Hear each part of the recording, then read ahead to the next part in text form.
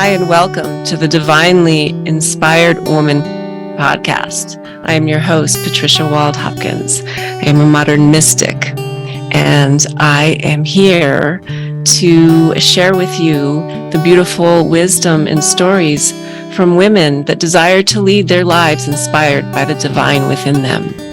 The divinely inspired woman is devoted to walking the path of her soul's calling, tuning into the divinity within to navigate life with ease and grace through all circumstances. She cultivates beauty in her daily life.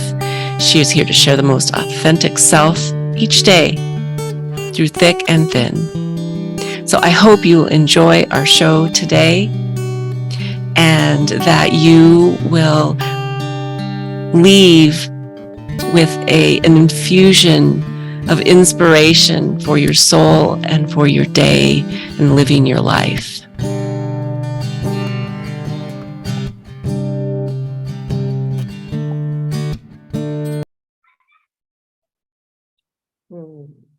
Hello, everybody, and welcome to the Divinely Inspired Woman. And I am so excited because this is season 2.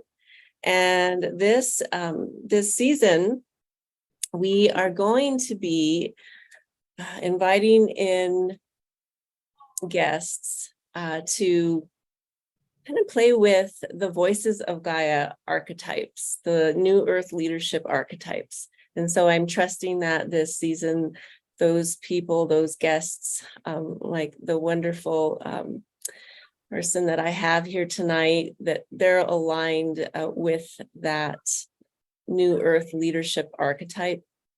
And we're just going to see where it goes and explore it. So I'm Patricia Wald-Hopkins, and I am your host. Tonight, I have Len Blea with me, and let me tell you a little bit about her. She is an energy reader, an energy clearer, a holder of space. She channels universal energy and holds space for those during sessions. Len received her gifts at a young age, but didn't know what to do with them until she became an adult and honed in on them and furthered her knowledge with them. She has worked with men and women to focus on what is the cause of the issue and brings it to the surface and gives suggestions on how to work through it. She knows that part of her journey is just showing up. When she is in need, she is there. When someone is in need, she is there. She knows and understands that the universe brings people together as needed, when needed and for the length needed.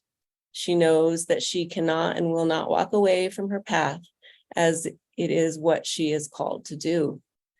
There's not a definite word of what to say is happening during sessions, and that's okay. All that matters is that Len and the client know that it is an energy flow that happens as it needs to. And I love that, because that's how these Divinely Inspired Women podcast episodes go. We follow spirit and trust that what we talk about, what we share, is just divinely inspired and aligned. So welcome, Len. Welcome. Thank you. Great to have you here. Thank you. I appreciate the opportunity. So I wanted to talk a little bit about death and rebirth. I wanted to talk about my near-death experiences, and I want to talk about how death is really a taboo in some ways, but we should really try to get past that if we can and embrace it, because it's not necessarily like the physical. So I've had, probably that I know of, I've had 4 or 5 near-death experiences. The one that I recall, I was in an altered state, and I was laying down, and I went to the other side, but I didn't know this. So there was a lion there, and it was white everywhere, and I'm not thinking anything of it. And I popped back down, and I'm playing putt-putt golf with my nephew, and I'm like, hey, I gotta go. I gotta go pit pine with my friend in Walsenburg. and I get in my car, and I'm still in this altered state, right? And in this altered state, I can feel myself being pulled, like they're yanking the back of my shirt, like, and I felt myself being pulled through the car. I'm kicking and screaming, like literally, like, no, no, no, no, no, no, no, right? I'm pulled 4 times through Oh, the wow. car, through the cloud, another time on the other side. And they're like, Maria, which is my birth name, they're like, you're being presented with an exit point. Are you going to take it? And I'm like, no, no, no, no, I can't go. I said, there's things I need to do, people I need to teach. There's so much. I have to go back. I can't stay. And then they explained to me how many times I had before. This was one, and how many times I have left. And I was like, I get it. And they made it very clear that I had 3 left. If I didn't take one of the first 2, I had no choice. And I am like, that is totally fine with me. I just need to go back, right? And so, and when I came back, I came back into my body, I literally jolted and was like, and my body jerked like that. And I was like, I'm not going today. I'm not going today. Because that day I was going to pick pine with my friend Gary in that same car. Everything overcast. I'm like, I'm not going. I'm not going. And it's funny because one of the healers that I was talking with, she's like, most people want to go, but you want to stay. And I said, I need to stay. I long to go home, and that's the trouble that I have is I long to go home, but it's not time. And I kind of became obsessed with like, is this an opportunity? Is this an opportunity? What's next, right? Instead of living. And then I thought, I probably will know because I'll feel it, and I'll just know. And I'll know at what point it will be me and not someone else. So for me, it was, it's been hard. It's been hard between the worlds since before then, but it's harder as I go every day, because when you deal with death and the rebirth, you're always between the worlds, and it's hard to stay grounded in the one or the other. Yeah. Which brings me to the next topic of like death. And I'm going to pull the death card from my oracle deck, the Oracle of the Now. So Yes. I love this card because it's like we're going somewhere, right? And the clock is specifically broken because with death, there's no time, there's no space, right? And the flowers represent the beauty because, it also represents like we don't always physically die because flowers bloom, which helps us to remember that. I'll bring the spirit card out. When we go in spirit, we're free. And we can be exactly where we want to be when we go into the spirit form.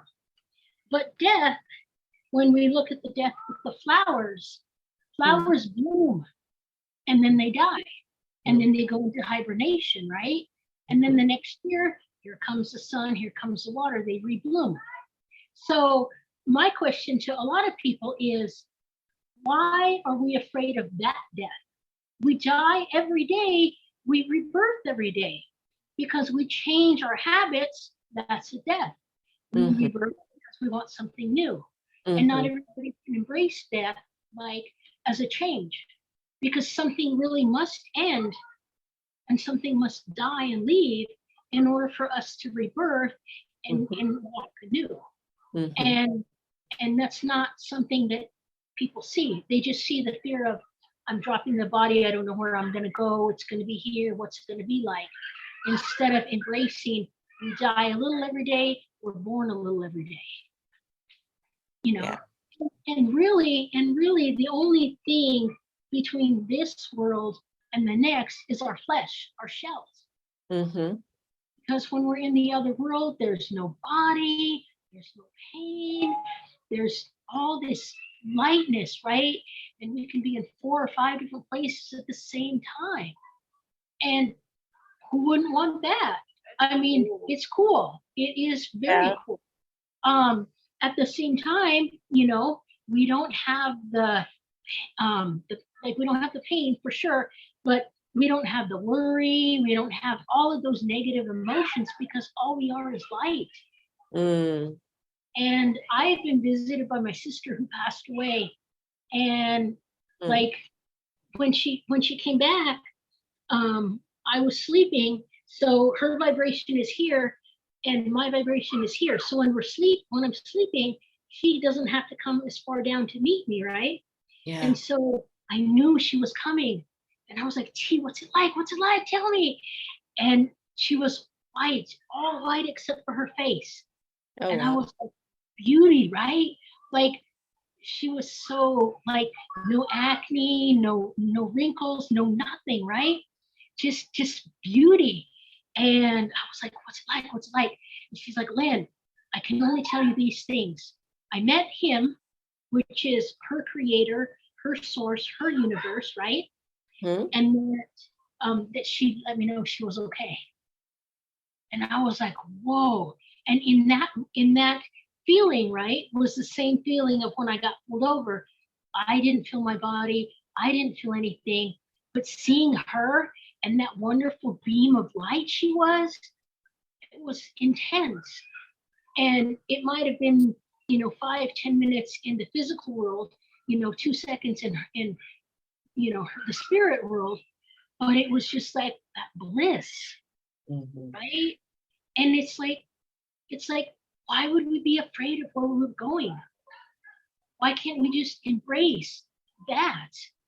I mean, if it's known or unknown, that's what we have in our conscious physical mind of like, we're gonna go to hell. A friend of mine was like, if I'm energy, how can I burn in hell? And so I laughed because it's true. If you're energy, how could you burn? How could something ignite you if you're energy? You know what I mean? But it's a true thing. Like, and I have problems with religion when they're like, if you do this, you're gonna go here. If you do that, you're gonna go there. It's like, but if Source created us and God created us and the universe created us to do what we need to do, then why would they punish us if we're playing our roles and doing our things and acting how we need to for someone else? And sometimes it's looked at like, if you do this, you're going here. No. Right. Right? The universe trusts us enough to come down, do what we need to do, and go back. And that in itself is like rebirthing, because we're dying from our old form of spirit, coming into these physical bodies, trying to fit in, even though sometimes the energy is too dense, right? And then when we leave this world, we rebirth back to where we came from. So it's a beautiful, beautiful cycle. If you really look at it, it's a very beautiful cycle. Yeah, it is beautiful. I hear when you're talking, I can't help but see the word trust. Like there's a deep trust in that natural cycle of incarnating and returning to Source. So those are the words that come to me. That might not be how you would describe it, but can you tell me a little bit about, well, there's a couple of things I want to ask you, but the first one is, I want people to know about this Oracle deck because it has really powerful messages in it. And how did this deck that you created, and do you have the box covered? You could pop it up and just show people. Yeah, and how does this relate to this process that you just described? Because I mean, I can feel like you're very passionate about exploring it and helping other people come to peace with it. How does your deck play into that? So here's the deck. It's called the Oracle of the Now. It is on Amazon. This came about because I've always wanted to do a deck, and it was interesting because I did a square deck, and then I did a simple deck. And while I was finishing up the wording for the square deck, Source is like, we're ready to do the circle deck. And I'm like, hold on, hold on. So I was actually like finishing up the square deck and then starting the circle deck and like working on them simultaneously. And then it came to me that what needed to happen was some images from the square deck and some images from the circle deck would be pulled together to make the deck itself. Oh, wow. Yeah. And with this deck, if you really look at some of the cards, like Breakthrough, right? Mm-hmm. Then I'll put the Death card Mm-hmm. with, and then I'll put Breakthrough, and then I'll put Spirit. So how they work in this process is when something ends, we have a breakthrough. And when we become more of our authentic self, right? Mm-hmm. Yeah. And the other thing is like they work together. So we can have a miraculous breakthrough, which throws us into something must end. Yeah. Now here's a surprise card. What are we going to become that's going to help us on our spiritual path? Ah, love that. So the cards are interchangeable. So the deck says it has questions like, what are you overlooking? Like what are you not wanting to become, right? So so the deck has the questions, like, right? Because when you're trying to go forward with something, you're like, what do I want to become? Who do I want to become? And then it brings the breakthrough. And then the breakthrough has some questions about what do you need to break through? What do you need to let go of? And they play together, right? So as we're going through and everything ends, we always have a death and we always have a rebirth. So they'll always work together regardless of the way that the cards are. Wow. Yeah. Yes. And I have your deck and I have experienced using them like that. And it is really, the messages that come through are really, really profound. I mean, because you can move them around and see what you might be experiencing in that day from different perspectives, which I really like a lot. Yeah, it gives a different lens and a different way of navigating through the challenge. Or some days it's a good day, but it's still, how can I go deeper into this joy that I'm experiencing? And so I enjoy using your cards that way. Yeah. So do you feel like this is a tool to help people navigate through transitions, or what really called you to create this deck? What called me to create it is that I had some physical ailments come up, and so I wasn't able to go to like events to be able to do like one-on-one readings. And I was asking Source, like, what can I do to be in service to still get the message out? And then that's when this opportunity came up, and it was like, whatever comes through will be published so that the message gets out, and we will help you get the message out. And everything was channeled. So yeah, the images were channeled, the book was channeled. So it was just me asking Source, how can I remain in service by not being able to physically go places as well? And that's what came out, because it's so important to always get the message out. However, whether it's through a book, whether it's through a deck, it's getting the message, and the right people will come. And and it was like interactive, like everything came where it was like, even the interactive part, right? And it was like, it was kind of confusing, but then it kind of wasn't, because when I was able to say, like, and see it and play with it, then I was able to understand, how it was really working. And Yeah. And it was just like, I'm going with it. Yeah. And when I channel, like, I don't normally go back and like read anything or anything. And this time with the editing, it was like, whoa, it was like, I was like, spirit is really communicating, like spirit and source is like really holding you accountable, right? Really having you look deep within you. And I was like, wow, that was intense, because, when you just do the channel and the reading and you don't go back, it's Yeah, just there. exactly. Yeah. So Powerful.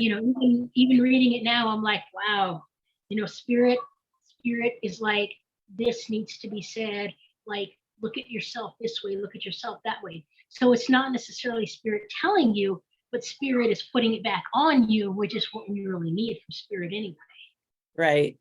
Yeah. Mhm. Yes. To come to your own understanding of your experience rather than accepting it from the outside. Yeah. I can feel that in the messages in the book that you have as well. Well, I really can imagine that you are just tickled pink to have that deck out there, and I know that people, would really benefit from using it. And so I'll make sure that we include in the program right Okay. up where they can, where they can find this deck and yeah, and they can experience your divinely inspired magic and sacredness. So I wanted to ask you also, you talk about getting the message out, and I just so agree with you on that. I mean, that's part of what I am here to do, is to get my message out, but to help other people get their message out, through the Voices of Gaia work, as I mentioned, in the New Earth Leaders archetypes, which there are 8 of. And I know you played with this work a little bit. And what is the archetype, with like what you shared, what is the archetype that you feel speaks to you most? And how does that fit into your path? The archetype is the gatekeeper. Mm-hmm. Because if you really think about it, um, the gatekeeper is the one who is right at the door, right? The I wouldn't.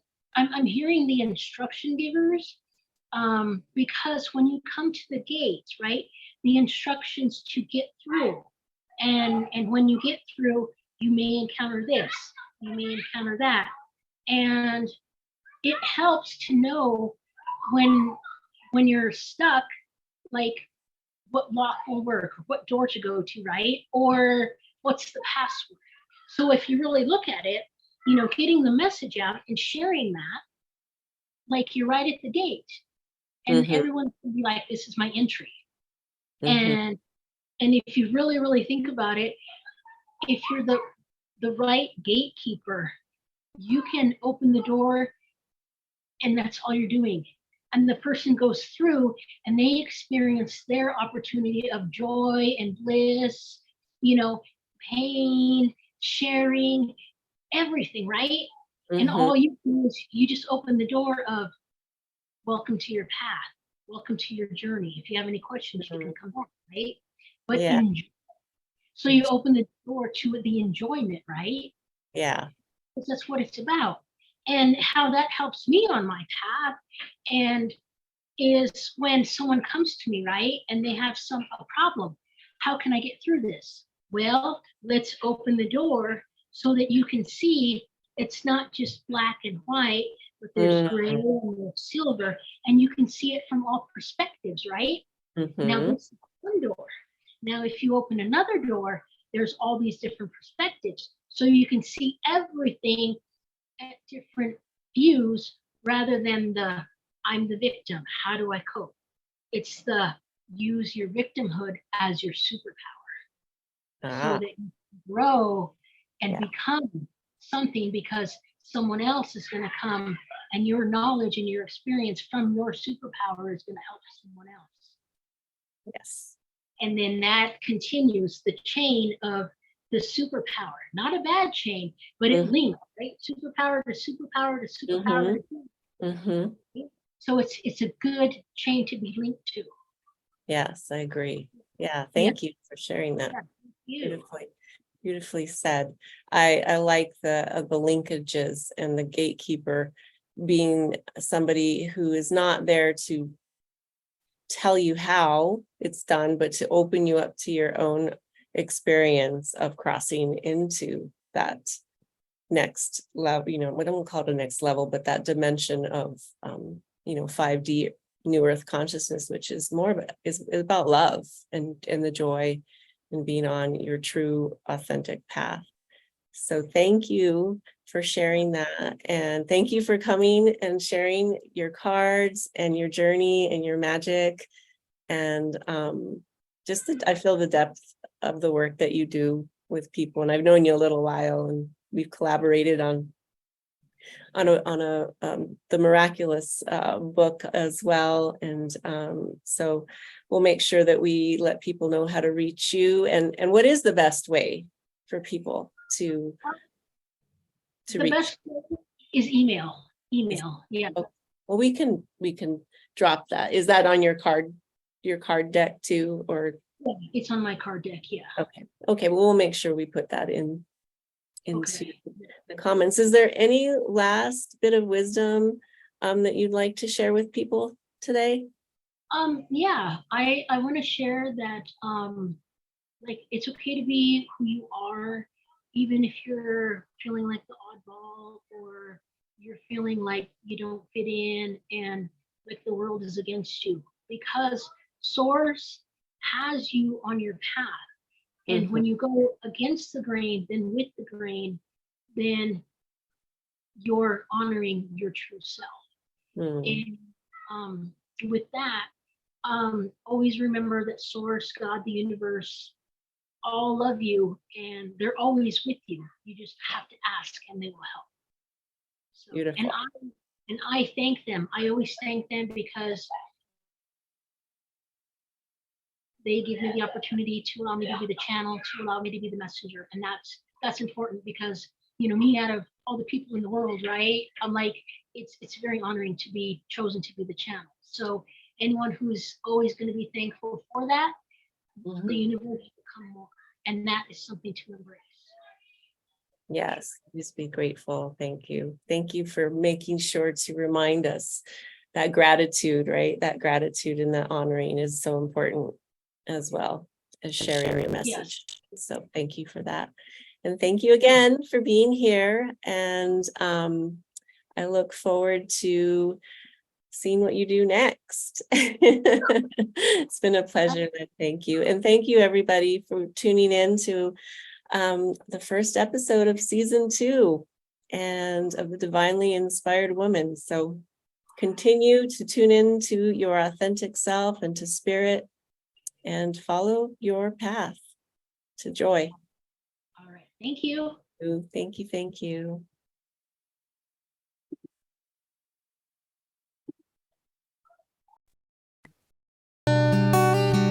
Thank you for listening to this episode of the Divinely Inspired Woman. Again, I am your host, Patricia Wald-Hopkins, and I am so glad that you joined us here today. I hope you left with some soul food to inspire your daily life. And if you would like to learn more about my work, please check out my website, patriciawaldhopkins.com, and you can find out more about my divinely inspired practice and tools. So, thank you again. Have a beautiful day. Hi, I'm dropping in here with an announcement about a program, a new mentorship that I am offering. It's called Voices of Gaia, and it's about bringing your voice, your leadership, your life in alignment with Gaia's guidance. So if you feel called to learn more about this program, it's a beautiful, rich program where we dive into your essence. And if you so desire, we develop your business around it and really blossom into your whole lifestyle, this wisdom from Gaia that wants to be spoken through you. So if you feel called, reach out to me at patricia@patriciawaldhopkins.com. That's patricia@patriciawaldhopkins.com. There's no hyphen between Wald and Hopkins. And I would just love to hear from you and see if this is a good fit. So thank you for tuning in. Have a beautiful day.